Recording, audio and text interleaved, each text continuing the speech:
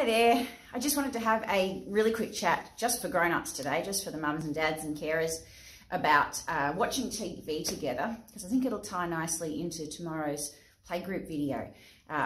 All of our videos are designed for you to be able to watch them together with your child, but in particular, tomorrow's video is just going to have such great ideas about ways to play with the supplies we're sending home and the take-home kits. They're all readily available stuff that, for those of you who aren't enrolled, can grab yourself and make up your own little kit of open-ended play ideas. And while the video itself obviously is aimed at the kids being able to get inspired and enjoy it, hidden in there is all this really great info for you grown-ups as well. So I just wanted to talk a little bit about the SmallTalk principle of watching TV together really, really quickly. You've obviously heard, it's impossible to escape hearing about kind of guidance against too much screen time for kids. And if you want to know a little bit about the background of that, it's not so much that screens themselves have any sort of inherent dangers in them. The issue with screens, remember we've talked in previous weeks about serve and return brain architecture. The way brains are built is through serve and return interactions. Like this game of Pong here, where the ball's being sent back and forth between two players. All those little neurons, all those tendrils and connections that are built in little kids' brains are built through back and forth interactions with adults. As they interact with the world and other people, they then get confirmation from us about what they're seeing and the words they're using, and it also provides them with comfort and attachment and safety from which they can then go out and explore the world and feel like, you know, their grown-ups have got their back. So it opens them up to learning because they're feeling all safe and secure. And that's what TV doesn't give kids. That's essentially the issue with TV, is that the TV talks to you and you listen to it, but it doesn't listen to you back. And so kids are having this really sort of passive experience when they're watching telly. So, you know, when you watch Play School and Sesame Street, all those shows are wonderful. They're made by people who've put a lot of thought into the science of early childhood, and they're full of wonderful ideas. But in actual fact, the learning that kids are going to get from that is not like the kind of learning they get about the same things in a real life context. So the best way to get the most out of those programs is for you to watch it with them, because then you interact and you talk about it, just like you would reading a book. When we talked about conversational reading, it's not really so much about reading the words in the book, but about all the things you talk about with your child as you're reading it. So it's exactly the same principle with TV. So, of course, the first point from SmallTalk here is it's a sometimes activity. We don't want to be watching TV all day, especially because you're not getting that crucial interaction back. The second, and that's of course how language is developed too, through those exchanges, and you're needing it to get it sort of confirmed, because it's a shared thing, language. The only reason a word means something is because we both agree that it means something. And so children need to be a part of that process with other grown-ups and other people.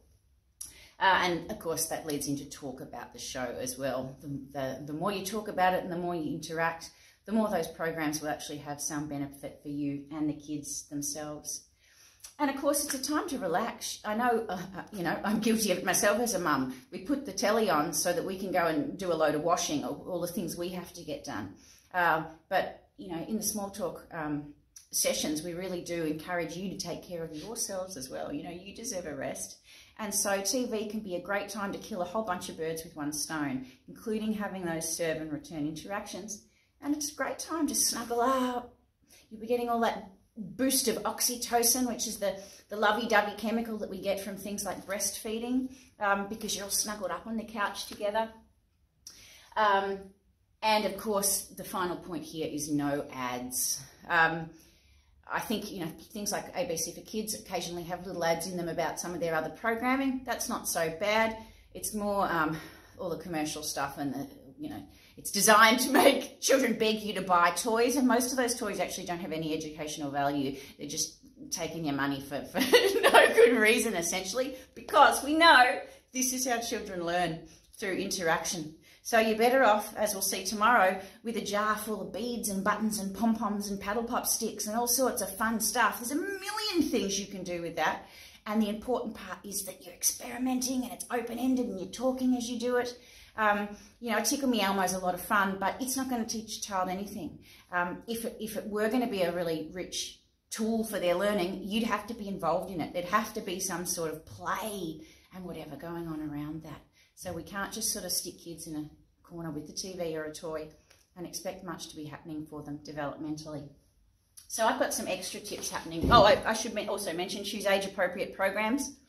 Obviously, it's important to check the ratings and make sure that the program is not, you know, containing content that's going to frighten them in particular, but also that maybe is going to raise questions that they're perhaps not ready to sort of understand the consequences of or the context of.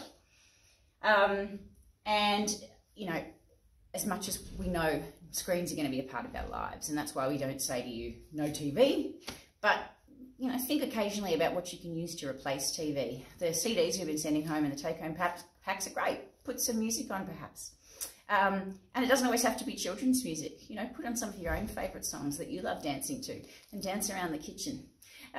You know, kids love music and love having a dance, and especially love when mum and dad and grandma and grandpa and all their favourite grown-ups get involved and have a bit of fun with them.